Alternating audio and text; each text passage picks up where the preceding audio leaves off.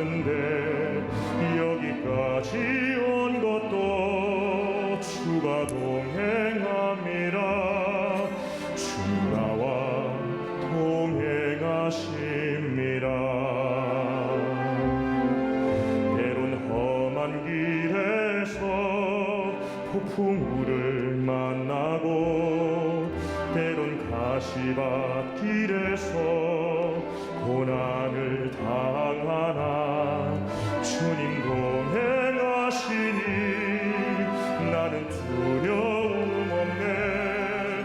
주님 나와 동행하심이라.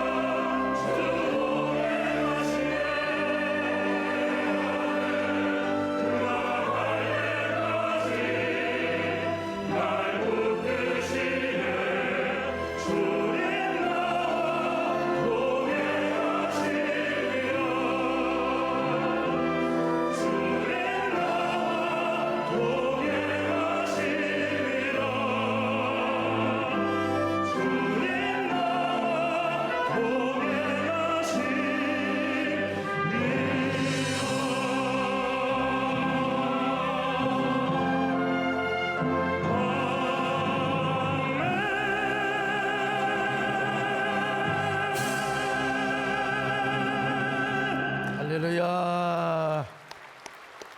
하나님 고맙습니다. 이렇게 귀한 찬양을 통해서 하나님께 영광을 돌려드리고 또 이제 종을 통하여 주님이 말씀하시고 또 모든 사람들의 마음의 말씀으로 터치하기를 원합니다. 부족한 종에게 성령의 충만함을 주시고 성령의 두루마기를 입을 수 있도록 함께 하옵소서. 비참한 발걸음들을 재촉하시기를 원하오며 예수님의 이름으로 기도 올리옵나이다. 아멘. 아시다시피 오늘은 스승주일입니다. 우리의 진정한 스승, 궁극적인 스승은 예수 그리스도죠. 그러므로 우리는 예수 그리스도를 오늘 특별히 더 사모하고 그분을 통해서 주시는 복음, 귀한 생명, 우리는 하나님께 감사해야 됩니다. 그런데 예수 그리스도 안에서 또 우리에게 많은 가르침을 주셨던 스승들이 있습니다. 그리고 오늘 우리 또 교회학교에도 어린아이들의 영혼을 가르치고 또 생명을 살리는 교회학교 교사들도 있습니다. 사람으로 태어나서 스승이 되어서 제자들에게 뭔가를 가르치고 훈육할 수 있다는 게 얼마나 그 일은 숭고한 일이고 정말 가치 있는 일입니다. 더더구나 예수 그리스도 안에서 그분의 복음을 가르치고 또 생명의 복음으로 생명을 낳은 아비와 같은 스승이야말로 이 땅에서 얼마나 숭고하고 가치 있는 일인지 모릅니다. 모든 스승과 교사들에게 하나님께서 은혜 주시기를 바라고, 또 여러분이 교회에서 어떤 형태로든지 남에게 가르치고 또 가마를 끼쳤다고 하는 것들 우리 하나님께서 다 보상해 주시고 또 위로해 주시고 또 우리 하나님께서 복 주시기를 바랍니다. 저는 예수 그리스도 안에서 모든 스승과 교사를 애찬하고 추앙하는 마음으로 우리 스승의 은혜를 하모니카로 한번 불러보겠습니다.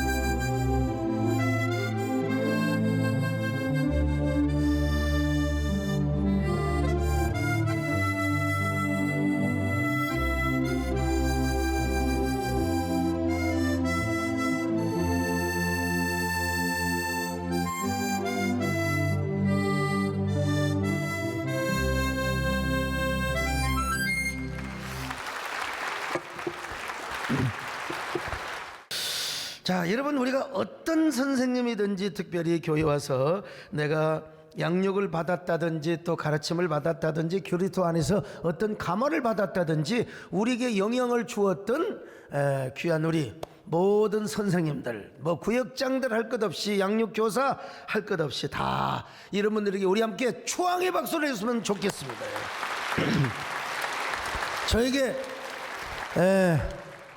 저의 영적인 최고의 스승은 정금성 권사님이십니다. 그리고 오늘 또 광주신학교에서 문학개론과 철학개론을 가르치신 김한식 목사님도 앞에 계십니다. 참 이분들 너무 감사하고, 오늘 2부 예배 때는 정규란 목사님께 꽃다발을 드리고 또 축도를 맡겨 올렸습니다만은, 아무튼 간에 다시 한번 저에게 가르쳐 주었던 많은 스승들을 생각하면서 감사의 표현을 다시 한번 합니다. 여러분, 라이언 일병구하기라고 하는 영화를 아시는지요? 제2차 세계대전의 대표적인 격전지 노르망디 상륙작전을 배경으로 한 영화입니다. 라이언 가문의 사형제는 모두 세계 제2차 대전에 출전을 합니다. 그런데 이 사형제 중 막내를 제외한 3명이 노르망디 상륙작전 중에서 다 그냥 죽어나갑니다. 그저 이 사실을 국방부의 한 여성 군무원이 타자기로 전사 통지서를 작성을 하다가 그 막내 아들 라이언 일병만 빼놓고 다 죽었다는 사실을 알게 되고 이것을 상부에 보고를 합니다. 그런데 아들들의 전사 소식을 전혀 알지 못했던 라이언 형제의 어머니는 아들 넷을 군에 보낸 후에 그 자녀가 참전을 한 걸 생각할 때 얼마나 참 가슴 아프겠습니까? 오로지 내 아들들의 무사 귀환을 위하여 기다리고 기도하고 있었습니다. 그러던 어느 날 라이언 일병의 어머니가 살고 있는 고향집의 고급 세단 한 대가 멈추고 육군 장교들과 군종 목사가 당도합니다. 여러분, 아들들의 비극을 직감한 어머니는 다리에 힘이 풀려 땅바닥에 완전히 주저앉아버리고 맙니다. 이 사건을 미국 육군 참모총장에게 보고가 됩니다. 그래서 이 미국 국방부는 마지막 남은 막내 아들 라이언 일병만큼은 어떻게든지 살려서 어머니 품 안으로 보내자. 이게 미국의 자존심이라는 거예요. 육군 레이저 부대의 밀러 대위를 지휘관으로 해서 총 8명의 구출부대를 꾸려가지고 이제 그 미 국방부는 라이언 일병 구출 작전을 시작합니다. 근데 라이언 일병이 있는 노르망디 지역은요, 공수부대 중에 약 80%의 대원이 죽음을 당한 가장 치열한 격전지 중에 격전지였습니다. 그래서 라이언 일병이 살아있는지 죽어있는지 알지도 못하고요, 구출 부대를 보낸다 할지라도 도대체 성공할 수 있을 환경이 거의 확률이 없는 절망적인 상황이었습니다. 그런데도 밀러 대위를 비롯한 구출 부대는 라이언 일병을 구하기 위해서 포탄이 떨어지고 총탄이 빗발치는 전선을 찾아서 떠납니다. 그리고 얼마 후에 라이언 일병이 속한 부대가 독일군 작전 지역에 완전히 고립이 되어서 외딴 섬처럼 고립이 되어 있다는 사실을 알게 됩니다. 포위되어 있어요. 구출대원들은 총탄이 빗발치는 전선을 통과하면서 수많은 죽음의 위기를 맞습니다. 그리고 라이언 일병을 만나기도 전에 이미 2명의 구출대원이 전사를 합니다. 그래 나머지 구조대원들은요 점차 혼란에 빠집니다. 과연 라이언 일병 1명의 생명을 구하기 위하여 8명의 생명을 희생하는 것이 의미가 있단 말인가? 그러자 어윈 웨이드 기술 병장이 이렇게 말합니다. 이미 세 아들을 잃고 오직 라이언 일병이 돌아오기를 원하는, 살아 돌아오기를 원하는 그 불쌍한 어머니를 생각해야 되지 않겠는가? 밀러 대위 역시 부하대원들을 다독이며 이렇게 말합니다. 우리의 임무는 오직 하나, 라이언 일병을 무사히 귀환시키라는 그런 임무를 띠고 온 것이라는 사실을 기억하게. 내가 부하들이 죽을 때마다 무슨 생각을 할 줄 아는가? 그의 죽음으로 2, 3 아니 10명의 목숨을 구한 거라고, 아니면 100명의 목숨을 구한 거라고. 결국 밀러와 구출부대는 다시 힘을 내어 전선을 뚫은 후 극적으로 라이언 일병을 찾아냅니다. 근데 이 라이언 일병은요 자신의 동료 부대원들을 남겨두고 혼자 돌아갈 수 없다며 거부를 합니다. 어쩔 수 없이 밀러 대위와 구출부대는 라이언 일병과 함께 다리를 사수하는 마지막 임무를 수행합니다. 그래야 다 부대가 살아요. 그리고 영화의 마지막 부분에서 밀러 대위도 라이언 일병과 부하 대원들을 살리기 위하여 권총 하나로 탱크와 맞서 싸우다가 죽음을 맞이합니다.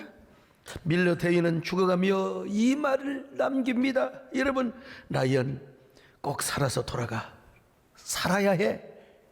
그리고 우리의 희생을 기억하며 값지게 살아. 값지게. 오늘 우리 백군기 시장님 오셨죠? 맞죠? 예. 이 영화 보셨나요? 예, 이 영화 안 보고 어떻게 사성장군이 되겠습니까?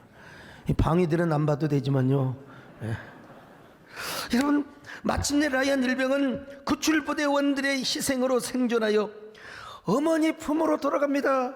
여러분, 이 얼마나 감동적인 이야기입니까? 라이언 일병 구하기는 전 세계인의 가슴을 울린 전쟁 영화 중에 명작 중에 명작이라고 할 수 있어요. 그리고 미국의 자존심을 지켜주는, 미 국방부의 자존심을 지켜주는 그런 영화이기도 했습니다. 자, 그런데 우리 교회에서 라이언 일병 구하기 기도회가 이루어졌다는 내가 들었습니다. 여러분, 우리 교구가 29교구까지 있던가요? 그런데 13교구에서 매일 밤 11시가 되면 믿지 않거나 코로나로 인하여 아직 현장 예배에 참여하지도 않고 있는 남편들, 현장 예배 오지 않는 남편들, 다 이런 사람들을 위하여 기도를 하고 있다는 소식을 제가 들었어요. 자, 영상 한번 보시겠습니까? 안녕하세요. 13교구 황윤민 집사입니다. 밤 11시 5분을 지나고 있습니다. 남편의 전도와 남편을 사명자로 세우기 위한 기도가 시작됩니다. 각 초소에서 우리 집사님들과 같은 시간에 또 남편을 향한 기도 제목만으로 기도하는 시간입니다. 코로나 직전에 성탄 예배 한번 왔었습니다. 153 전도 축제 기간에 저희 남편이 나와서 등록을 하고 예배를 온전히 드릴 수 있도록 기도하고 있습니다. 내일 밤 11시가 되면 우리 남편 최용국 성도를 위해서 우리 집사님들과 함께 라이언 일병 구하기라는 기도를 하고 있습니다. 이 기도회를 통해서 반드시 남편이 주님 앞에 다시 나올 거라 믿고 기도하고 있고요. 또 이 기도회가 작게 시작이 되었지만 반드시 남편과 우리 자녀들 가정이 구원받는 기회가 될 거라 믿고 기도하고 있습니다. 꼭 이루어지길 소망합니다. 예, 감사합니다. 근데 제가 이야기를 듣고, 야, 좋은 아이디어다. 이게 유시간 말로 하이 콘셉트. 야, 영적인 하이 터치를 하는 작업이다.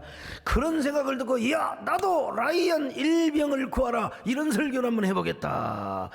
여러분, 우리는 지난 3년 동안 코로나로 인한 전쟁을 겪어야 했지 않습니까? 코로나와의 전쟁. 포탄이 떨어지고 총탄이 빗발치는 전쟁은 아니지만 알 수 없는 바이러스 때문에 얼마나 사람들이 불안해하고 여러분 두려워하고 있습니까? 지금이야 코로나가 뭐 끝물이니까 별로 코로나 걸렸다고 해도 누가 아이고 그냥 2, 3일이면 나사 그러지 뭐 대단한 게 아니잖아요. 예.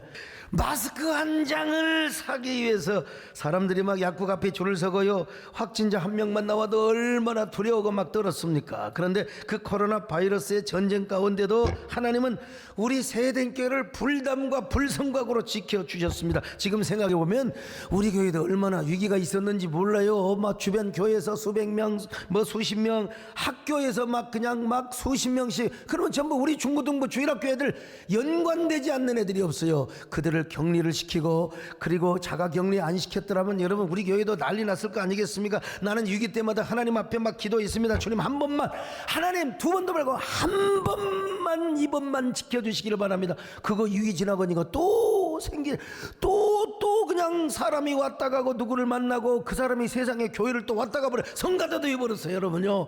그런데 불구하고 하나님께서 한 번만 또 지켜달라고 눈물로 간구하니까 세상에 그 확진자하고 밥도 먹고 다 그랬는데 그분은 확진이 안 됐어요. 그분이 새벽기도 나오고 그분이 성가됐으면 여러분 성가대도 우리 교회 다 여러분 폐쇄할 수도 있어요. 그때는 그런 상황이었습니다. 근데 하나님이 지켜주시고 보호해 주셨습니다. 야, 얼마나. 그래서 우리 교회는 한국교회 앞에요 안전한 예배 운동에 앞장을 섰고요, 그리고 안전한 예배 운동을 선도하는 교회가 되었습니다. 아니 이 코로나 상황에서도 강력한 영적 역설적 부족 공동체를 이루며 코로나 위기를 돌파하게 된 것입니다. 근데 이제 문제는 언제부터냐? 지금부터라는 사실을 아셔야 됩니다. 여러분, 코로나 전쟁이 거의 끝나가고 이제는 정부에서도 엔데믹을 준비하고 있습니다. 이제는 마스크를 쓰지 않아도 돼요. 그런데도 바깥에 가서 보면 다 마스크 쓰더라고. 보니까요 다 써요. 좋지도 않는 헝거 막 쓰고 다니는 거예요 그냥. 왜냐하면 아직도 코로나로 인한 심리적인 불안감 그리고 두려움에서 벗어나지 못하기 때문에 그런 것입니다.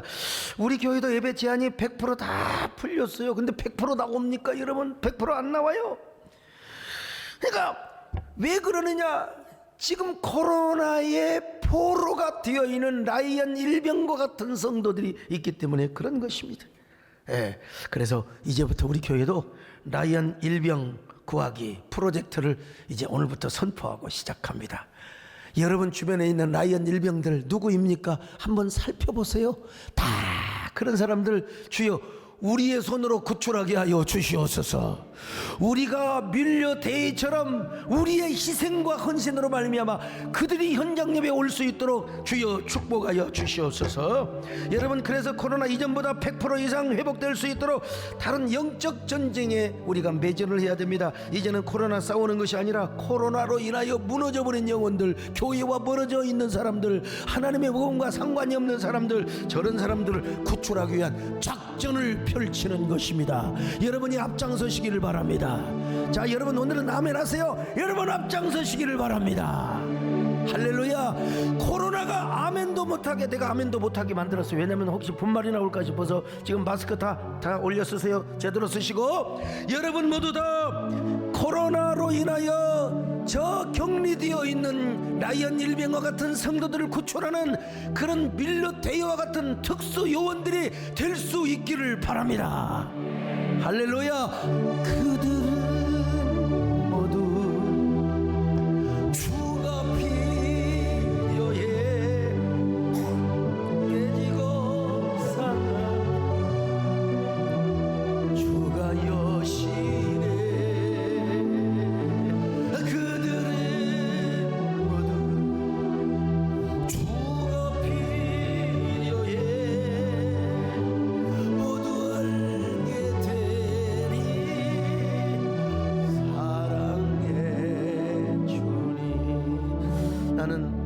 오늘 보니까요, 송진영 전사님 우리 교회 오늘 안 나와도 사실 돼요. 내 나오지 말라고 했는데 저렇게 나오지 말라고 해도 현장 예배를 그렇게 사모하는 사람이 있어요. 이런 사람이 있는가 하면 어떤 사람은 그냥 아직도 불안해가지고 백화점은 잘 가면서 말이야, 사람이 막 우글우글거리는 식당에 변호표까지 타가지고 기다리고 가면서 교회를 오는 것은 위험하다. 이게 누구요? 라이언 일병입니다, 여러분. 이런 사람을 우리가 구출해내야 됩니다. 오늘 본문에 이런 비슷한 이야기가 있습니다. 우리가 잘 아는 선한 사마리아인의 비유 잘 알지 않습니까? 어떤 사람이 여리고로 내려갔어요. 예루살렘에서요. 그러다가 강도를 만났네요. 모든 걸 다 뺏겼어요. 그리고 폭행까지 당했습니다. 거반 죽게 되었어요. 레위인, 그런데 레위인도 지나가고 제사장도 지나가고 아이고 나 좀 살려주세요. 그런데 못 본 채하고 지나가 버렸어. 자, 31절로 32절에 읽습니다. 마침 한 제사장이 그 길로 내려가다가 그를 보고 피하여 지나가고 또 이와 같이 한 레위인도 그곳에 이르러 그를 보고 피하여 지나가되. 근데 여러분, 그 길을 지나가는 사마리아인은 우리로 말하면 완전 쌍놈이야. 완전 천민이요. 예루살렘 사람들이 볼 때 사마리아인은 사람도 아니야. 개 같은 인간이야.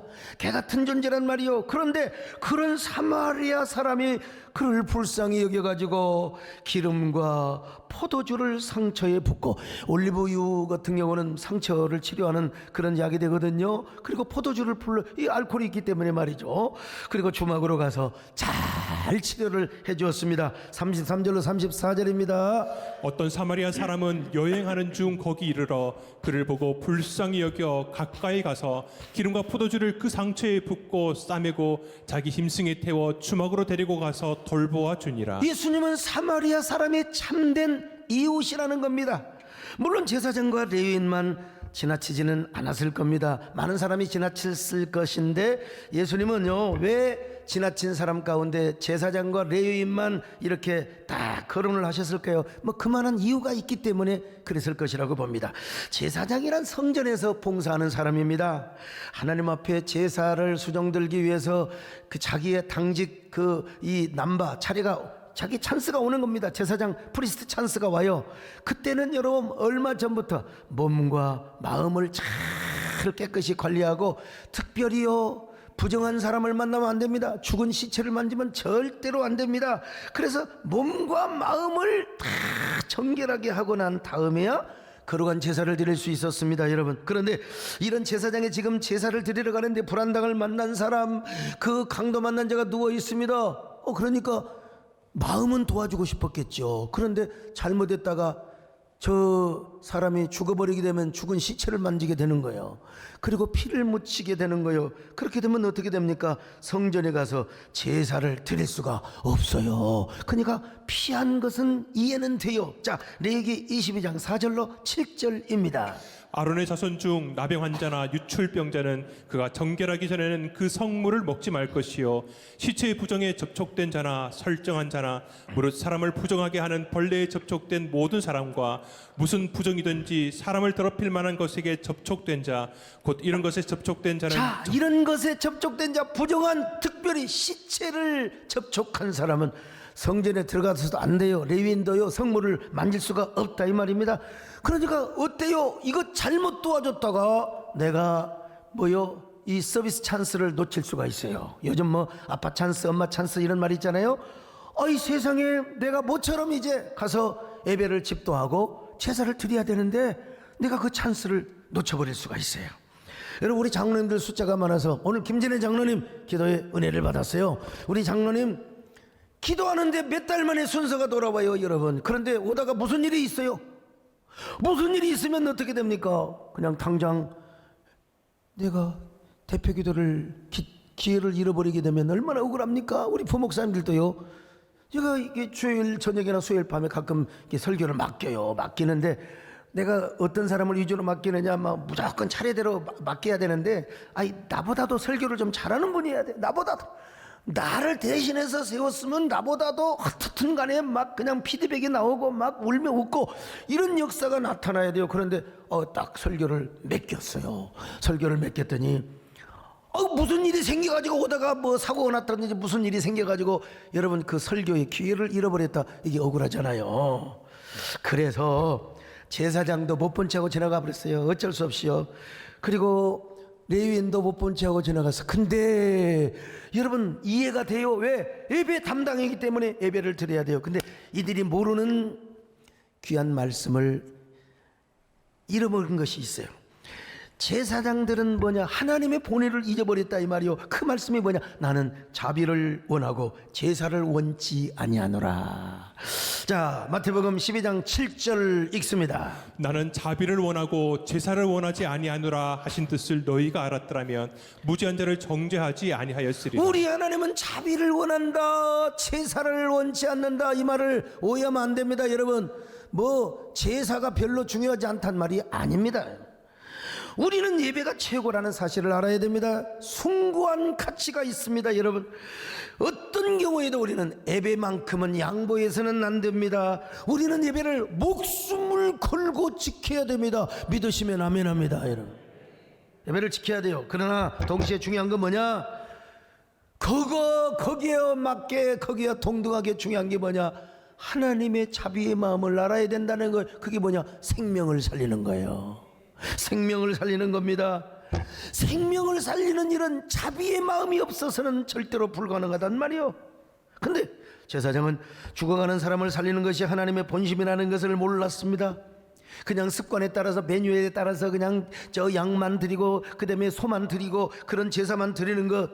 레위인도 마찬가지로 가서 제사장을 도와서 그냥 성물을 잘 만져서 돕고 요것만 알았지. 여러분, 하나님의 자비의 마음, 생명을 살리고 생명을 구원하는 이 하나님의 안타까운 마음을 그들은 몰랐다는 것입니다. 그러니까 제사장이나 레위인은 뭐냐? 자, 저 죽어 가는 사람을 살리는 일은 다른 사람이 하고 나는 먼저 가서 예배부터 드려야 돼. 이거 맞는 말이요. 그러나 나는 그것과는 상관없고 저 일은 다른 사람이 해야 된다고 하는 요 착각 넌센스에 빠져버리고 말았다 이 말입니다. 정말 중요한 건, 하나님이 원하시는 건 죽어가는 생명을 살리는 일인데 말이죠. 그래서 사마리아인은 아마 이걸 알았던 것 같아요. 그를 보고 불쌍히 여겼어요. 이게 불쌍히 여긴다는 말이 헬라어로 에스프랑크니스테란 말인데요, 이 원뜻은 무슨 말이냐? 창자가 끊어지도록, 창자가 울렁거리도록 마음이 아파 민망해 측은지심을 갖는 마음을 말하는 것입니다. 측은하고 민망한 심정, 이 마음을 견딜 수가 없어요. 바로 사마리아 사람들은 강도 만난 자를 보는 순간에 얼마나 마음이 뜨겁게 움직였는지 다른 생각할 겨를이 없었어요. 지금 강도 만난 자의 아픔에 그 마음이 자신에게 전율처럼 다가오고 있었어요. 그래서 다른 생각을 할 겨를이 없었습니다. 지금 그래서 빨리 그냥 가가지고 그를 부둥켜 안고 이렇게 세워서 막 포도주를 바르고 또 그 다음에 기름을 바르면서 말이죠, 그를 나귀에 얹어가지고 나귀에 태워가지고 그리고 주막으로 데려갔어요. 아마 의원을 불렀을지도 몰라요. 사실 상황만 본다면 그가 얼마나 불안한 생각이 들고 복잡한 생각이 들어왔겠습니까? 위험한 험지요. 강도들이 숨어가지고 또 사람을 엿보고 있는지 몰라요. 그 상황을 엿보고 있는지 몰라요. 그러면 나도 강도 만난 자의 입장이 되고 형편이 되어버릴지 몰라. 나도 폭행을 당하고 돈 다 뺏기고 말이죠. 그런데 그런 상황 생각할 여유가 없이 그 죽어가는 사람을 살리는 일에 그냥 여념이 없었다 이 말이에요. 무조건 달려가서 한 생명을 살렸어. 내가 아니면 누가 이들을 도와주랴? 내가 도와주자면 저 사람은 그냥 죽어간다. 내가 도와주자, 내가 살려주자. 자, 그래서 그를 응급처치부터 하고 주막으로 가서 의원을 불러다가 다 그냥 치료를 해 주었을 거 아닙니까? 근데 이제 사마리아인이 거기서 오랫동안, 왜? 비즈니스를 하는 사람이기 때문에 오래 묵을 수가 없어요. 그래서 떠나면서 비용을 충분히 주고 이 사람 잘 살려줘라 부탁한다. 그리고 혹시라도 비용이 모자라면 내가 다시 돌아와서 다 갚아주겠다. 이렇게 이야기를 합니다. 자, 33절로 35절입니다. 어떤 사마리아 사람은 여행하는 중 거기 이르러 그를 보고 불쌍히 여겨 가까이 가서 기름과 포도주를 그 상처에 붓고 싸매고 자기 짐승에 태워 주막으로 데리고 와서 돌보아 주니라. 그 이튿날 그가 주막 주인에게 데나리온 2를 내어주며 이르되 이 사람을 돌보아 주라. 비용이 더 들면 내가 돌아올 때 갚으리라 하였으니.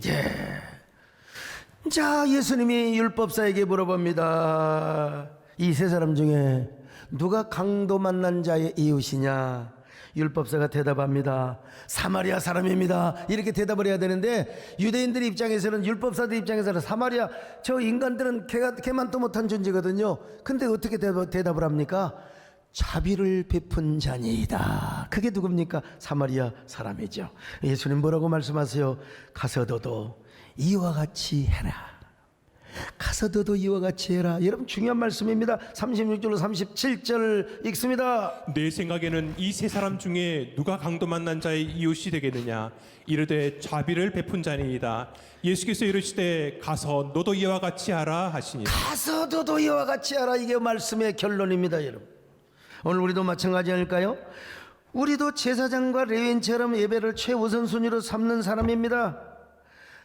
내가 먼저 예배를 중요시하고 예배를 우선순위 해야 될 사람입니다, 여러분. 그러나 동시에 우리는 이웃을 사랑하고 동시에 저 강도 만난 자의 생명을 구원해야 될 사명도 가지고 있다는 겁니다. 코로나 때 우리가 이 사실을 더욱더 깨달았지 않습니까? 코로나 때문에 상처받고 누워있는 분들이 있어요. 코로나 때문에 아예 교회 나올 생각을 하지 않는 사람들이 있어요. 이게 누구요? 코로나로 인하여 강도 만난 자들이죠. 강도 만난 자들. 이걸 현대판 언어로 표현한다면 바로 그들이 바로 라이언 일병과 같은 사람입니다. 라이언 일병. 오늘 우리가 그들을 구출해내야 됩니다. 그러기 위해서 우리가 오늘날 선한 사마리아인이 돼야 돼요. 선한 사마리아인은 뭐요? 오늘 천민이 선한 사마리아인이라고? 아니에요. 진정한 선한 사마리아는 뭐냐? 우리 마음속에 뭐가 있어야 하냐? 에스플랑크니스테의 마음이 있어야 돼요. 다시 말하면 진짜 그 아직도 코로나로 인하여 스스로 자가격리에 교회 잘 나오지 못한 사람들, 이런 사람들이 바로 뭐냐? 그런 사람들을 바라볼수록 마음에 짠한 마음이 생겨야 돼요. 불쌍히 여기는 마음이 생겨야 돼요. 그들을 막 측은지심의 마음이 생겨야 되고 민망한 심정이 있어야 돼요. 긍휼한, 여러분, 그래서 특수 요원들이 그 라이언 일병을 막 구출하지 않습니까? 그들을 살리기 위해서 온갖 희생을 다 감당하지 않습니까? 여러분, 아무나 라이언 일병을 구하는 게 아니에요. 아무나 코로나라는 강도를 만나 포로되어 있는 자들을 교회로 데려올 수 있지 않습니다. 어떤 마음이 있어야 돼요? 측은지심이 있어야 돼요. 불쌍한 마음, 긍휼히 여기는 마음이 있어야 돼요. 여러분 모두 이런 선한 사마리아인이 되시기를 바랍니다. 이런 라이언 일병을 구하는 여러분들이 오늘날 영적인 세대의 특수 요원들이 될 수 있기를 바랍니다. 하나님의 마음을 품을 수 있기를 바랍니다. 사망의 그늘에 앉아 죽어가는 나의 백성들, 절망과 굶주림에 갇힌 저들은 내 마음에 오랜 슬픔, 고통의 멍에에 매여 울고 있는 나의 자녀들, 나는 이제 일어나 저들의 멍에를 꺾고 눈물 씻기를 원하는데 너가 내게 부르짖어 저들을 구원케 하여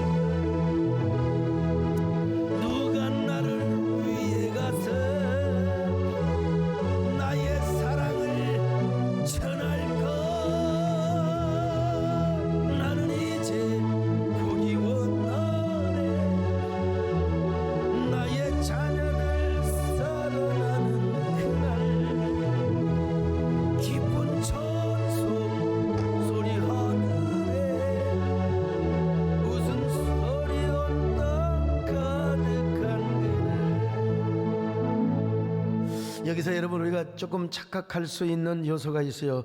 선한 사마리아인처럼 우리도 착한 일만 하자, 우리가 선한 일만 하자, 선한 사마리아인처럼 어려운 사람 도와주자. 틀린 얘기는 아닙니다, 여러분. 표면적으로는 맞아요.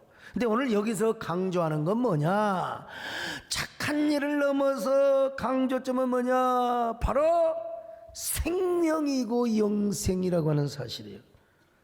오늘 본문의 비유의 주제가 선행을 넘어서 생명이고 영생이라고 하는 겁니다.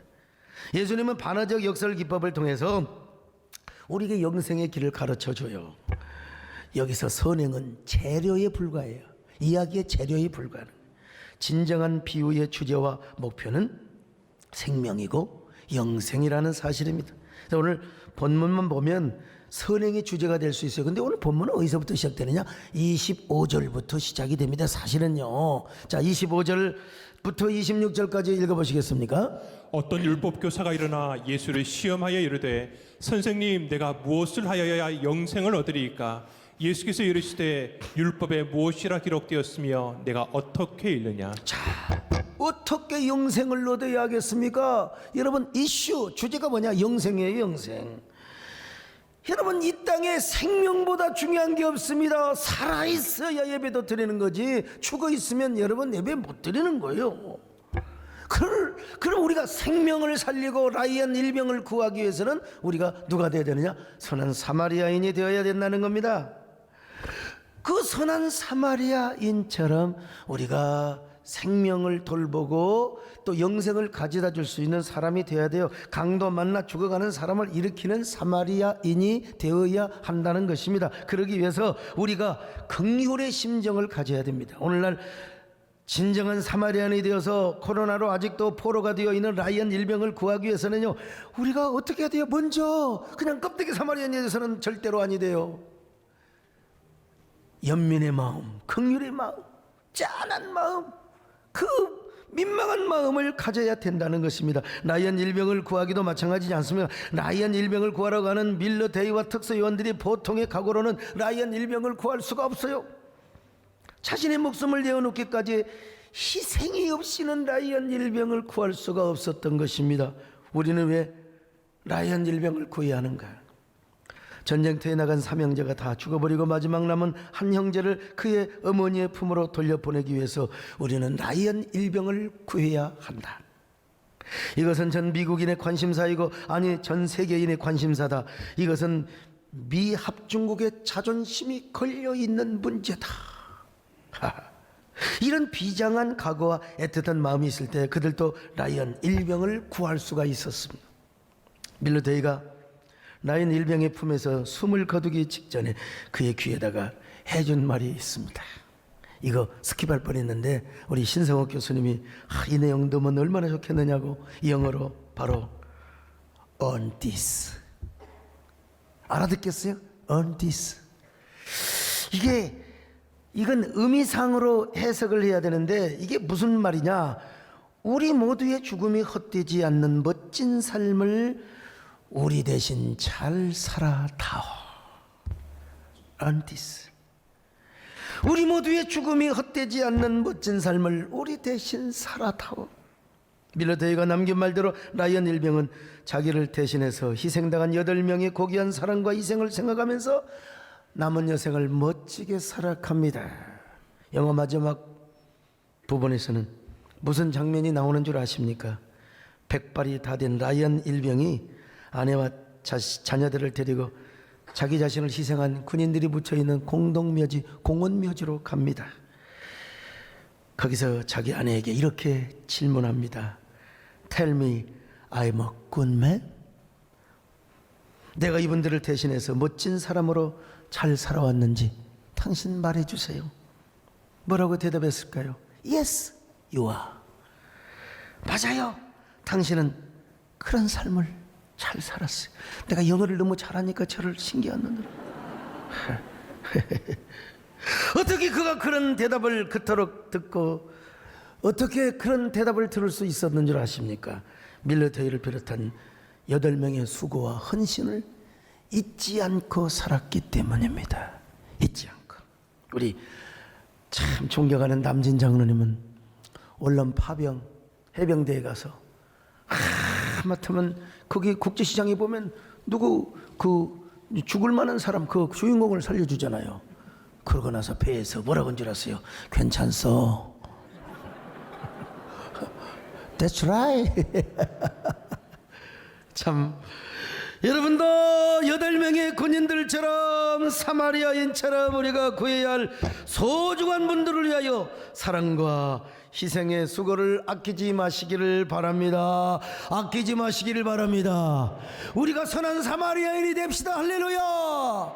아주 그냥 뮬러와 같은 특별한 라이언 일병 구하기 작전의 프로젝트를 감당하는 아주 특수 요원 중에 특수 요원들이 될 수 있기를 바랍니다. 그럴 때 여러분들에 의해서 그 지금 고립되어 있는 쓰러지는 라이언 일병들이 현장 예배로 돌아오게 된단 말입니다. 특별히 오늘은 교사주일입니다.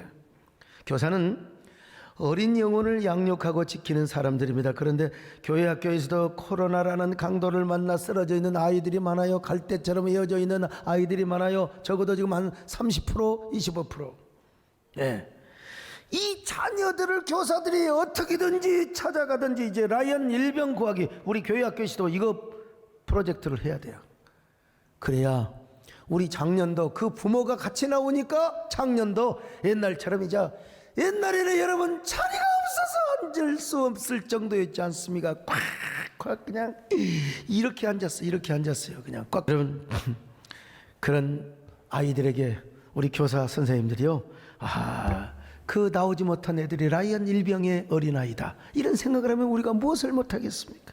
오늘날 코로나19의 폭풍을 맞고 여전히 갈대처럼 쓰러지는 라이언 일병을 구하기 위해서 우리도 이런 마음이 있어요. 애타는 마음, 불타는 이 마음을 믿어주세요. 말 못하는 이 마음을 알아주세요. 그 불붙은 마음이 우리에게 있어야 돼.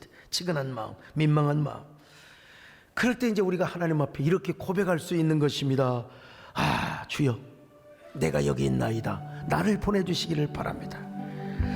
하나님, 우리가 예배의 자유를 놓고 영적인 전쟁을 해왔는데 막상 예배의 자유가 주어졌는데 100% 나오지를 않아요. 100%. 얼른 보면 뭐 그냥 사람이 꽉 차 있는 것처럼 보이지만 옛날한테 되면 여러분요, 명절 맞는 주일 정도밖에 안 됩니다. 지금 여러분.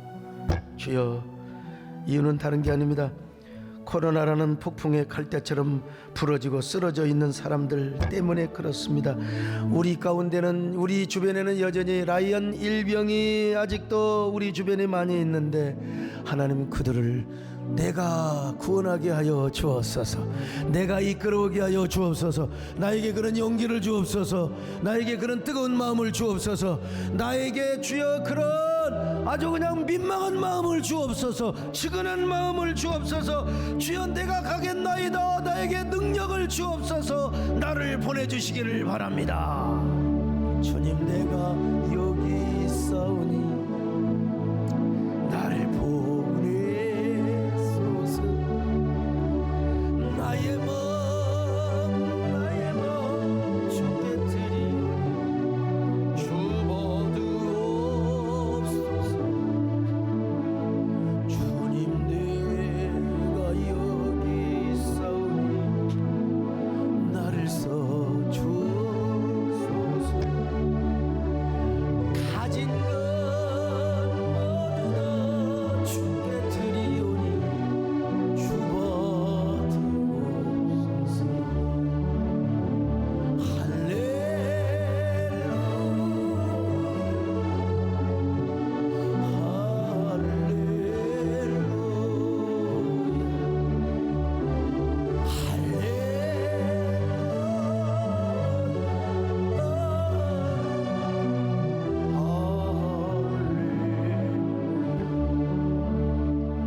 나를 받아주소서. 나를 가슴에 손을 얹고, 주님, 내가 선한 사마리아인이 되게 하여 주옵소서. 뮬러테와 같은 특수 요원의 리더가 예배가 되게 하여 주시옵소서. 우리 가운데 쓰러져 있는 라이언 일병, 고립되어 있는 라이언 일병, 영적인 라이언 일병, 강도 만난 자 하나님 우리 손으로 구원하게 하여 주옵소서. 하나님 다음 주일에는 누구를 데려오든지 하나님이여 우리가 정말로 일상의 예배가 되게 하여 주옵시고 하나님의 마음을 기쁘게 여기시는 저희들 되게 하여 주옵소서. 여러분 한번 1, 2분 동안 생각해 보세요. 내 옆에 있는 라이언 일병은 누구인가? 선한 사마리아인은 아니죠. 뭡니까? 강도만 연자는 누구인가? 내가 선한 사마리아인이 되게 하여 주옵소서. 다음 주에 라이언 일병을 데려오는 저희들이 되게 하여 주옵소서. 1분 동안 기도합니다. 생각하십시오.